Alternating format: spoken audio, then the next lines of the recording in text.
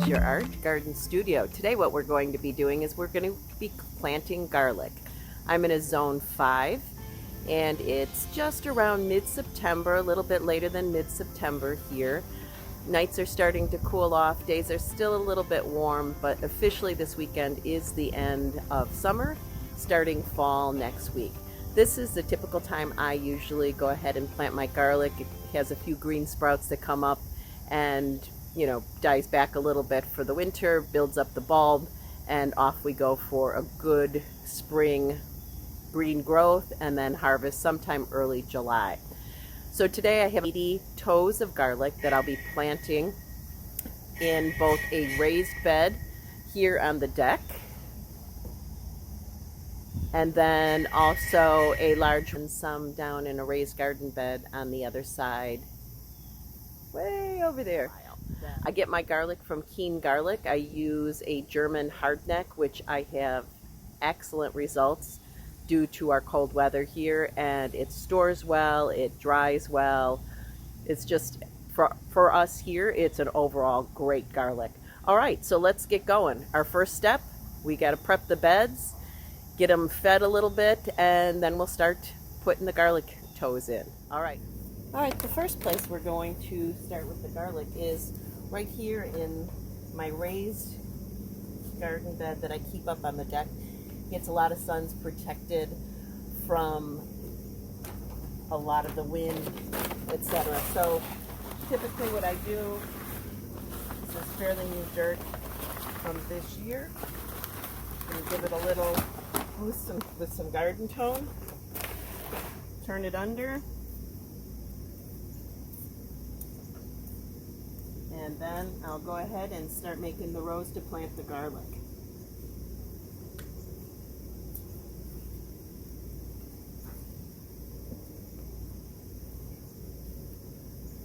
Now, I don't know about you guys, but I'm a little bit of a garlicaholic.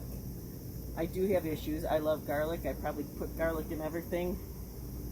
And that is why I'm kicking up my garden harvest of garlic. I should say my garlic planting and then my garlic harvest. This last year, I probably planted about 30 heads of garlic, maybe 40, and harvested them late June, early July, and pretty much have gone through most of them already. With what's remaining, I'm going to go ahead and dehydrate them and make a garlic powder out of it, because it is actually much more strong, much more pungent, and it is great in cooking, making pizzas, you name it. It's just really a great garlic. Okay, made the rows. Now I'm going to get the garlic planting started.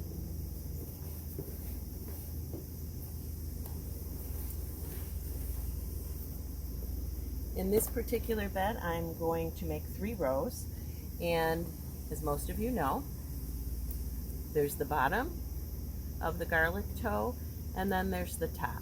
You want to put the top, which is where the green part, like this right here, shoots up from. So again, what I like to do is have the rows made, and then I go along, put them down about an inch, and separate them about by, call it about 3 inches there, and then just plant them along, and then I'll come back and cover them all back up, and we'll be set for garlic in this particular area. This one's nice because it's very close to the kitchen, and when I need garlic, like spring garlic or even using the scapes, I can easily come out here, take a few, cook, and move forward. I keep the other larger garlic harvest down in the bigger lakeside garden, which is nice as well. All right, let me give you a better view of how the toes are going in. And then, like I said, I'll just cover them up. And they have to do their thing till spring. Again, here's an example of some garlic that I actually lost a few heads of garlic in this planter. And what I did is they separated and started sprouting. So I separated them and then replanted them, and I'm using them for my garlic for next year. So we'll see how those do compared to the brand new seed garlic that I got from Keen Garlic. In planting garlic, I know some of you are going to ask, how did I go ahead and use the garlic from this year and transplant them in there? Well, what happened is when we picked the garlic earlier this year, I actually had the grandkids picking it, and they pulled it up, just the heads of it, not the heads, but just the tops of it accidentally. I didn't realize we left some heads in there until about a couple weeks ago when I had little groupings of garlic tips coming up. So basically what happens with a garlic when you leave it, a garlic head, when you leave it in the dirt, you know, obviously this is how you pick it, it's a garlic head, but when it stays in the dirt, what happens is it starts opening up and separating, and then the green or the growth starts coming from each individual head. So literally what was here was I had about 3 garlic heads that had done that. And what it was just little green clumps. So if you find that in your bed where you had garlic, don't waste that garlic. Pick it up, split the garlic head apart with the green on top, dig a hole, obviously fertilize it as you always do, and go ahead and put it in. So with that, because of that error, I got 25 more garlic for next year. So it was a win-win. Even though we left it in and I lost maybe 2 heads of garlic, I got another 25 plants for next year.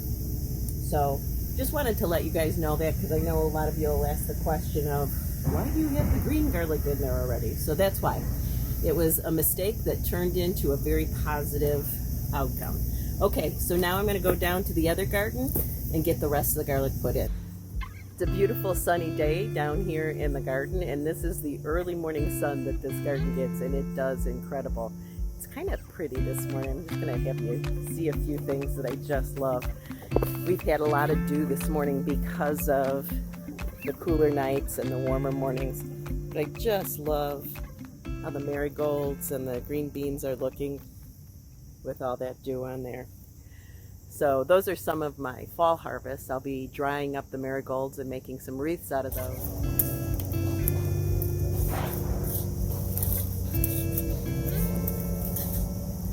This was, I put brand new dirt in these raised beds. Actually, we just put these raised beds in this year.